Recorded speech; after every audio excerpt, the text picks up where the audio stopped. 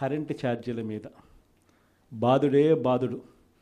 ఎన్నికలప్పుడు ఏమని చెప్పావయ్యా, కరెంటు ఛార్జీలు తగ్గిస్తానన్నావు, అన్నాడా లేదా? బాగా మన యూట్యూబ్లో కూడా నేను నా ట్వీట్లో కూడా పెట్టిన ఆయన అన్న మాటలు. అప్పుడు ఎంత గట్టిగా అన్నాడు, మామూలు గట్టిగా కాదు. నేనున్నా, నేను తగ్గిస్తా,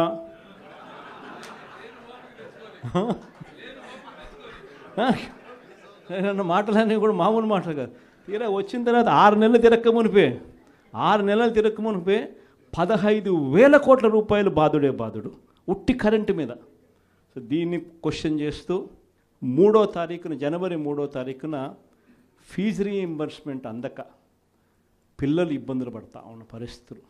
మనం ప్రతి క్వార్టర్, ప్రతి 3 నెలలకు ఒకసారి పిల్లలకు 3 నెలలు అయిపోయిన వెంటనే ఫీజులు ఇస్తూ ఉన్న పరిస్థితి మన ప్రభుత్వం. విద్యా దీవెన, వసతి దీవెన క్వార్టర్ అయిపోయిన వెంటనే, 3 నెలలు అయిపోయిన వెంటనే 4వ నెల వెరిఫై చేసి 5వ నెలలో పిల్లల తల్లుల చేతుల్లో డబ్బులు పెట్టి పిల్లలకు విద్యా దీవెన, వసతి దీవెన కింద పూర్తి ఫీజు రీయింబర్స్మెంట్ మనం ఇస్తూ ఉంటే సూపర్ 6లు లేవు, సూపర్ 7లు లేవు. మరోవైపున వ్యవస్థలన్నీ పూర్తిగా నీరు గారిపోయాయి.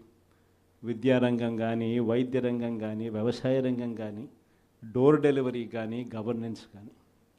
మరోవైపున చూస్తే బాధుడే బాధుడు. కరెంటు బిల్లులు ఈరోజు ముట్టుకుంటే ఈ నెల స్టార్ట్ అయింది. ఇంకా మొదటి డోసే 6,000 కోట్ల రూపాయలకు సంబంధించిన మొదటి డోసు ఈరోజు ఇచ్చినాడు ఈ నెల బిల్లులో. నవంబర్ నెల బిల్లు, డిసెంబర్ నెల బిల్లు, ఏ ఇంటికి వెళ్ళి కరెంటు బిల్లు ఎంత అని చెప్పి తేడా అడిగితే ప్రతి ఇంట్లో కూడా తేడా కనిపిస్తుంది. కనీసం 300 రూపాయలు పైన రేట్లు పెరిగినాయి. అది ఈ నెలే. రేపు నెల మరో 9,000 కోట్లు వేస్తున్నాడు. ఆ 9,000 కోట్ల భారం కూడా రేపు నెల బిల్లులో ఇంకా కనిపిస్తుంది. అంటే కరెంటు బిల్లులు ఇంకా షాక్ కొట్టే పరిస్థితిలోకి కరెంటు బిల్లులు వచ్చేస్తున్నాయి. ఒకవైపున బాధుడే బాధుడు. రోడ్ల మీద ట్యాక్స్ అంట. ఆశ్చర్య కలిగించే విషయం ఏంటంటే, రోడ్లు బాగు చేయడం కోసం రోడ్ల మీద ట్యాక్సులు వేసే కార్యక్రమం నేషనల్ హైవేస్ మీద మనం అంతో ఇంతో చూసినాం. కానీ గ్రామీణ రోడ్ల మీద కూడా రోడ్లు బాగు చేయడం కోసం రోడ్ల మీద ట్యాక్సులు వేసే బాధుడే బాధుడు కార్యక్రమానికి చంద్రబాబు నాయుడు గారు శ్రీకారం చుడతా ఉన్నారు. ఆశ్చర్యం నిజంగా ఏమిటంటే, ఆయన హయాంలో మన హయాంలో 2 తేడా చూస్తే, రోడ్ల మీద మనం ఖర్చు పెట్టింది 43,000 కోట్ల చిల్లర అయితే ఆయన హయాంలో ఖర్చు పెట్టింది 27,000 కోట్ల చిల్లర మాత్రమే. అక్కడ కూడా మనమే ఇన్ని సంక్షేమ పథకాలు చేస్తూ కూడా అక్కడ కూడా మనమే ఎక్కువ ఖర్చు పెట్టాం. ఈరోజు చంద్రబాబు నాయుడు గారి హయాంలో సంపద సృష్టి అని అంటే దాని అర్థం బాధుడే బాధుడు. ఇది చంద్రబాబు నాయుడు హయాంలో డెఫినిషన్ సంపద సృష్టికి సంబంధించి. ఒకవైపునేమో మనం కడతా ఉన్న మెడికల్ కాలేజీలు అమ్ముతానంటాడు. మరోవైపున మనం కడతా ఉన్న పోర్టులు, ఎందుకు మీ రామాయపట్నం పోర్టు దశాబ్దాలుగా చూస్తూ ఉన్నాం. ఎవడన్నా పోర్టు కట్టాడా?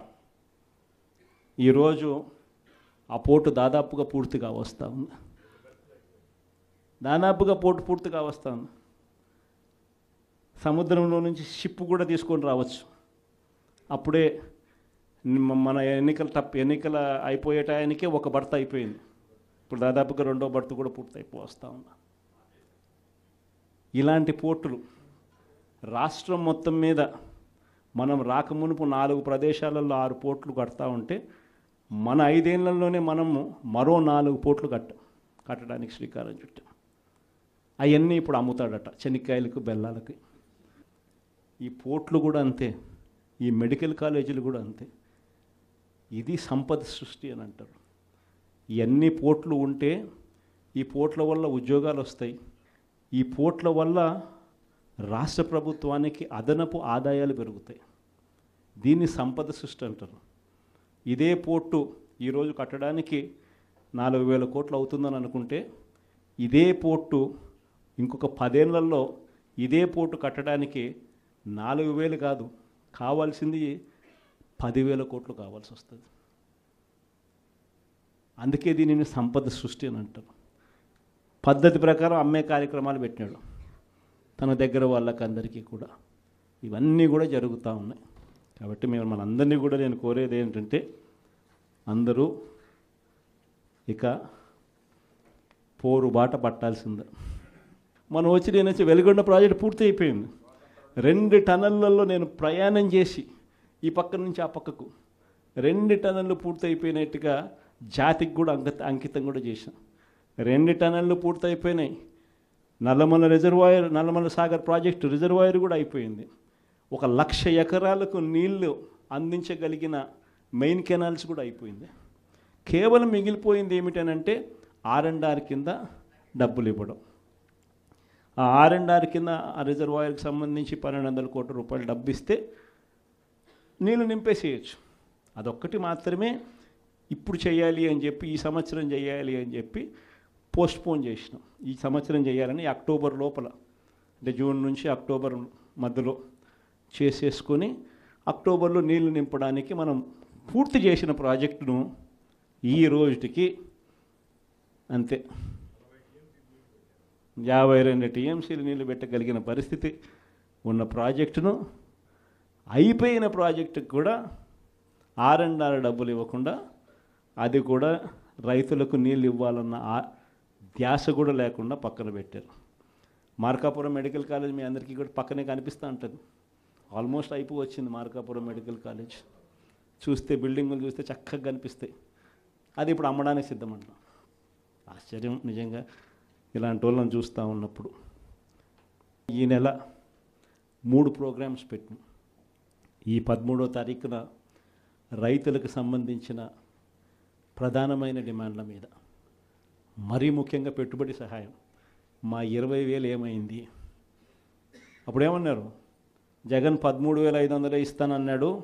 ఆ 13,500లో కూడా 6,000 రూపాయలు PM కిసాన్ అని చెప్పి అన్నారా లేదా? అంటే ఎలాంటి ఇంప్రెషన్ ఇచ్చినారు? వీళ్ళు ఇచ్చే 20,000 ఆ PM కిసాన్ 6,000 కాక, అది కాక మీరు 20,000 ఇస్తానట్టుగా ఇంప్రెషన్ ఇచ్చినారా? ఇప్పుడు ఏమైంది? అది పోయింది, ఇది పోయింది. ఎప్పుడేమైంది? అది పోయింది, ఇది పోయింది. ఇది నిలదీసే కార్యక్రమం. ప్లస్ ప్రతి చోట కూడా ధాన్యం పండించే ఏరియాలలో మరీ ముఖ్యంగా ఎక్కడ కూడా MSP రావడంలో, ఎవరిని అడిగినా 300 రూపాయలు 400 రూపాయలు తక్కువ రేటుకు అమ్ముకోవాల్సిన పరిస్థితిలో ధాన్యం కొనుగోలు జరుగుతూ ఉన్నాయి. ఎక్కడ కూడా ఉచిత పంటల బీమా, ఇంతకుముందు మన ప్రభుత్వంలో ఈ క్రాప్ చేసి ప్రతి ఒక్క రైతుకు ఉచిత పంటల బీమా అందుబాటులోకి తీసుకొచ్చాం. ఈరోజు ఉచిత పంటల బీమా ఎత్తేసినారు.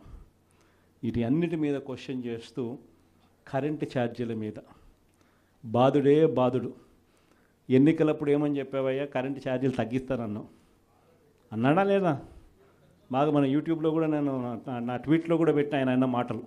అప్పుడు ఎంత గట్టిగా అన్నాడు, మామూలు గట్టిగా కాదు. నేను తగ్గిస్తా,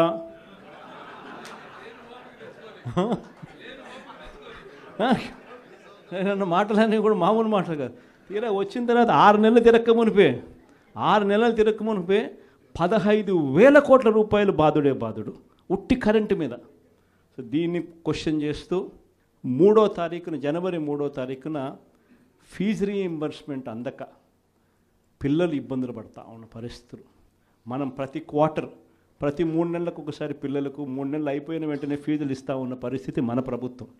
విద్యా దీవెన, వసతి దీవెన క్వార్టర్ అయిపోయిన వెంటనే, 3 నెలలు అయిపోయిన వెంటనే 4వ నెల వెరిఫై చేసి 5వ నెలలో పిల్లల తల్లుల చేతుల్లో డబ్బులు పెట్టి పిల్లలకు విద్యా దీవెన, వసతి దీవెన కింద పూర్తి ఫీజు రీయింబర్స్మెంట్ మనం ఇస్తూ ఉంటే